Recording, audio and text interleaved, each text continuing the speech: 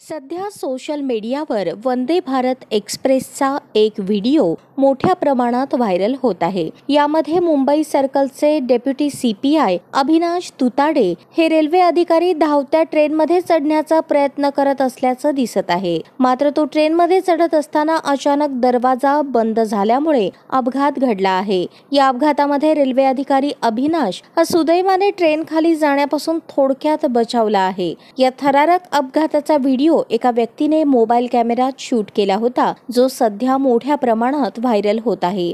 Video viral होताच नेटकरी त्यावर वेगवेगळ्या प्रतिक्रिया देत आहेत। एका वापरकर्त्याने लिहिलंय, CPI मृत्यूच्या दारातून परत आला आहे, पहा नक्की काय झालं।